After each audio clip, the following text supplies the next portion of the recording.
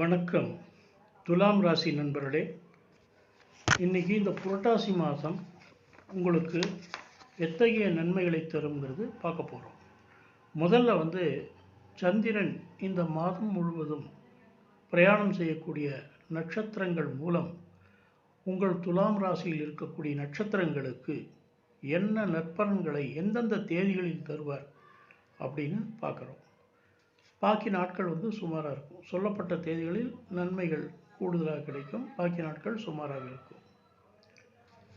First சித்திரை 17, 19, 21, 22, 25, 27, 29 செப்டம்பரில் இந்த நாட்கள் நல்ல பலன்கள் உங்களுக்கு கிடைக்கும்.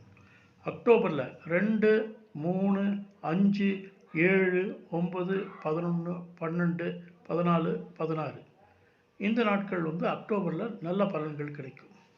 அடுத்து சுவாதி நட்சத்திரத்துக்கு 18, 20, 21, 22, 24, 28 செப்டம்பர் மாதம் இந்த நாட்கள் மிகச்சிறப்பாக இருக்கும்.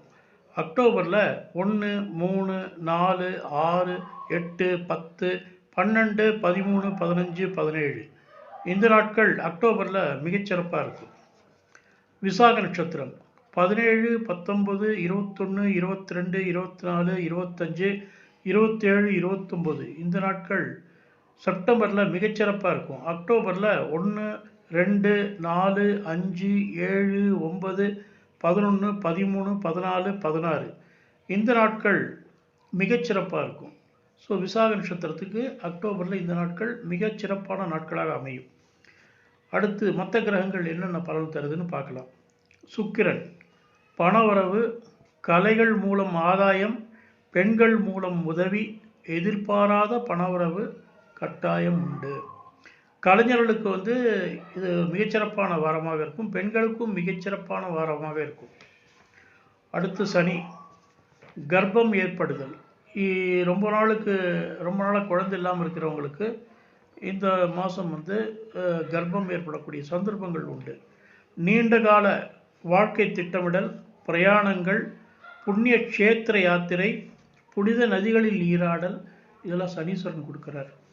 அடுத்து ராகு எதிரிகளின் தொல்லையை முறியடிப்பீர்கள். என்ன பிரச்சனை யாருனாலும் வந்தாலும் கவலையப்படாதீங்க, எல்லாத்தையும் தவிடுபடியாக்குவீங்க. கடன்கள் அடைபடும், சொந்த தொழில் முன்னேற்றம் அடையும். நல்ல சுய தொழில் செய்கிறவங்களுக்கு நல்ல முன்னேற்றமான மாதம். அப்புறம் குரு நீண்ட ஆயுள், ஆரோக்கியம், பணவரவு உண்டு.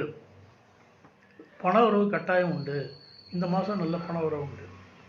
செவ்வாய் வெளிநாடு செல்லும் எண்ணம், முயற்சி, எப்படிப்பட்ட துன்பங்களையும் எதிர்கொள்ளும் மனவலிமை, நல்ல குணங்கள் இதெல்லாம் இந்த மாதம் செவ்வாய் உங்களுக்கு கொடுக்கக்கூடிய மிகப்பெரிய பாக்கியம்.